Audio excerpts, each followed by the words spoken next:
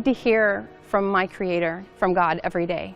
So I turn to the pages of the Quran, and that's where I find my peace. My name is Maryam, and I'm from America. And before I came to know Islam, my life was pretty okay. I thought I was fine, I was happy, kind of. I thought I was a good person, and I didn't really worry too much.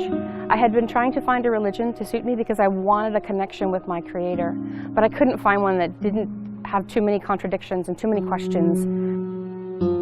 I actually came to Islam through an online video game. I had seen one girl in my university.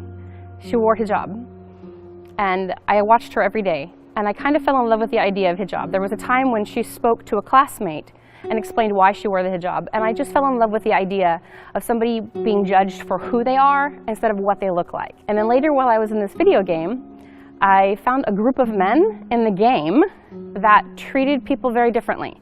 They had a lot of respect for people, and especially respect for women. And one of those men came to me one day and said, "You need to be a Muslim." I didn't even know how to respond to that. It had never been something I'd ever considered. And I told him that, and he said, "Then just read." So I downloaded a copy of the Quran in English and started reading, and I couldn't quit reading. And then I was downloading books about new Muslims and what they need to know.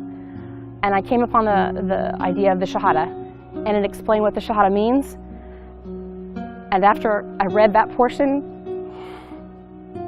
it was just like a lightning bolt went off inside me. That was what I had been looking for my whole life. The idea that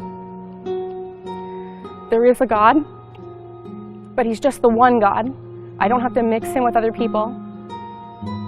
And I can communicate with Him directly.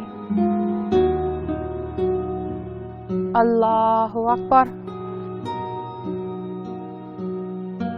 I really think the biggest problem for Muslims who engage is they're trying too hard to be like non-Muslims. They're trying to be like the West. They think that it's more progressive and it's better, and they think that that's the more modern thing to do. And from my entire heart, I can tell you that it's not. I've lived both. To do things the way Islam has set it up, the way Allah designed it for us, it's so much more beneficial for everybody involved. The biggest advice I would give to engaged couples: follow the Sunnah. Keep your relationship halal. Don't be alone. Stay away from zina in every form.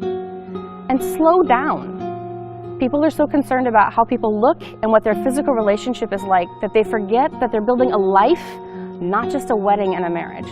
They're building a life. So slow down. Look objectively at your soon-to-be husband or wife. Look at them and see how they engage the world. Are they praying like you do?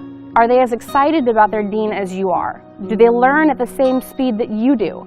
Because if they don't do those things the same as you do, it's going to set you up for conflict. If one of you is very strong in your deen and the other is very lazy in their deen, it's going to cause a lot of problems in the house. And that's not necessary. Pay attention to those things and be objective. Don't jump into love before you know that this is going to work for you. Slow down. Allah gave us these rules for a reason, and they work when it's done correctly.